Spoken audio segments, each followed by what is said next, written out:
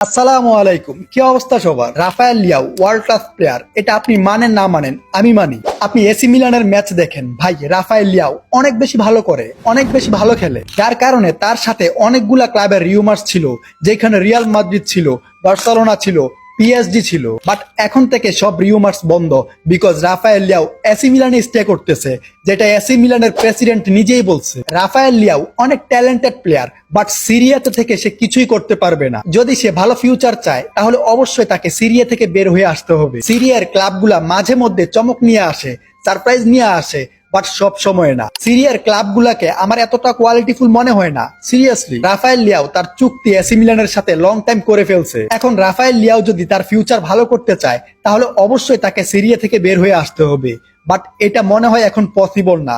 তার চুক্তি লং টাইমের জন্য হয়েছে এসি মিলানের সাথে। বাট রাফায়েল লিয়াওর যদি আগ্রহ থাকে তাহলে হয়তো সে বেরিয়ে আসতে পারবে। গেইডু রদ্রিগেজ টু বার্সেলোনা, এটা নিয়ে অনেক রিউমার্স হচ্ছে এবং এটা নিয়ে নাকি অনেক বেশি সিরিয়াস। গেইডু রদ্রিগেজ আর্জেন্টাইন সিডিএম, যাকে আমরা বিশ্বকাপের স্কোয়াডে দেখতে পারছিলাম, বিশ্বকাপের স্কোয়াডে পাইছিলাম। হ্যাঁ, আমরা সবাই হয়তো তাকে চিনি না, বাট সে আর্জেন্টাইন সিডিএম অনেক ভালো করে। সে বিশ্বকাপের স্কোয়াডে ছিল, বাট শুধুমাত্র একটা ম্যাচ খেলতে পারছিল, যার কারণে হয়তো আমরা অনেকেই তাকে চিনি না। গেইডু রদ্রিগেজ অনেক ভালো করে সিডিএম এ, যেটা আপনারা তার ম্যাচ দেখলে বুঝতে পারবেন। সে বর্তমানে লা লিগার ক্লাব রিয়াল বেটিসের হয়ে খেলতেছে, আপনারা দেখতে পারেন। তবে এইখানে সবাই যে বিষয়টা নিয়ে কথা বলতেছে সেটা হচ্ছে তার বয়স। তার বয়স বর্তমানে 30+। ভাই, বার্সেলোনা কিন্তু তাকে প্রাইমারি সিডিএম হিসেবে নিয়ে আসতেছে না, সে ব্যাকআপ হিসেবে কাজ করবে, ব্যাকআপ হিসেবে থাকবে। তবে বার্সেলোনা যদি তাকে সাইন করায় তাহলে তার কাছ থেকে কিন্তু ভালো সার্ভিস পাবে, এটা গ্যারান্টি দিয়ে বলা যায়। তার সাথে কিন্তু বার্সেলোনা একজন টপ সিডিএম সাইন করাবে, এটা শিওর থাকে। এখন তার সাথে যে রিউমার্স হচ্ছে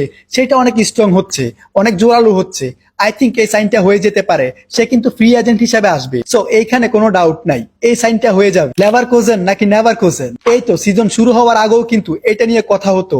ভাই, ওরা কোনো ম্যাচ জিততে পারতেছে না, কোনো ট্রফি অর্জন করতে পারতেছে না, এরা নেভারকুজেন, এরা লেভারকুজেন হইতেই পারে না। বাট সিজন শুরু হওয়ার পর ভাই সবকিছুই চেঞ্জ হয়ে গেছে, সবকিছু চেঞ্জ হচ্ছে। এতদিন যারা নেভারকুজেন বলে ডাকছে তারা এখন কোথায়? তারা এখন কি বলে ডাকবে? এরা বুন্দেসলিগার টাইটেল জিতছে, বাট কোনো ম্যাচ হারে নাই। তারা এখন পর্যন্ত 46 ম্যাচেস আনবিটেন। এটা আপনাদের বিলিভ হয়? আমরা এই টিমটাকে এখন লেভারকুজেনও বলতে পারবো না, নেভারকুজেনও বলতে পারবো না, আমরা বলতে পারবো নেভারলোসেন। আপনি লেভারকুজেনের ম্যাচ দেখতে বসেন, এরা পিছিয়ে আছে। গেম টাইম 90 মিনিট, 90+5, 90+6, 90+7 হয়ে গেছে। তারা এখন পর্যন্ত পিছিয়ে আছে। বাট আপনার হোপ থাকবে ভাই তারা ম্যাচ উইন করবে, ড্র করবে, এন্ড সেইটাই হয়। কয়েকটা ম্যাচে আমার এমন হয়েছে ভাই লেভারকুজেন হয়তো তাদের সিজনের প্রথম হার হারতে পারে, বাট না ভাই, সবকিছুই চেঞ্জ। 1 সেকেন্ড, 2 সেকেন্ড, 3 সেকেন্ডও লাগে না, সিজন প্রায় শেষ, তারা এখন পর্যন্ত কোনো ম্যাচ হারে নাই। এখন পরের সিজন তারা কি তাদের বর্তমান ফর্ম ধরে রাখতে পারবে কিনা সেটা দেখার বিষয়। ভাই, আমরা এমন অনেক দেখছি। আপনি লেস্টার সিটির কথা বলেন, 2015-16 সিজনে তারা চ্যাম্পিয়ন হয়েছে প্রিমিয়ার লিগে, এরপরে কিন্তু তাদেরকে আর খুঁজে পাওয়া যায় নাই।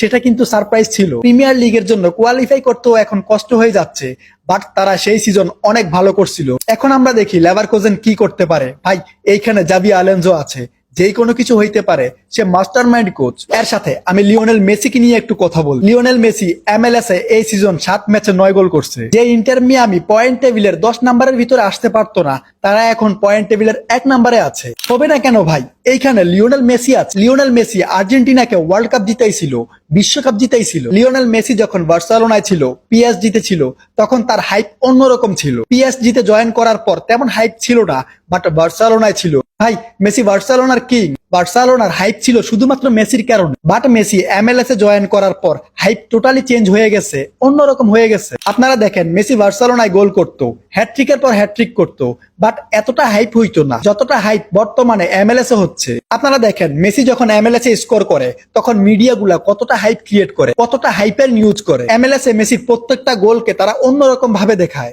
আসলে মেসি আর MLS এর মধ্যে কি হচ্ছে?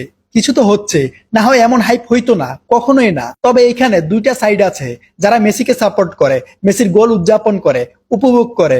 আরেকটা সাইড আছে যারা ইগনোর করে। বাট মেসি MLS এতটাও করতেছে না যতটা হাইপ হচ্ছে, যতটা হাইপ হয়। ভাই, মেসি যা করার ওয়ার্ল্ড কাপে করে গেছে, বার্সেলোনায় করে গেছে, ওইগুলার কাছে MLS কিছুই না। এখন এত হাইপ কেন হচ্ছে সেটা MLS জানে, ইন্টার মিয়ামি জানে, মেসি জানে। হ্যাঁ, মেসি MLS টাকে রিপ্রেজেন্ট করতেছে। যারা ফুটবল লাইক করতো না তারা এখন মেসির গেম দেখতেছে, আমেরিকায় গিয়ে। যাদের ফুটবল সম্পর্কে কোনো ধারণা ছিল না, তারা এখন মেসির ম্যাচ দেখতেছে, মেসির গোল উদযাপন করতেছে, আনন্দ করতেছে। এটা মেসি পাওয়ার, এটা বলতে পারে। আর যার কারণেই কিন্তু মিডিয়াতে এতটা হাইপ হয়, মেসির প্রত্যেকটা গোল এতটা হাইপ ক্রিয়েট করে।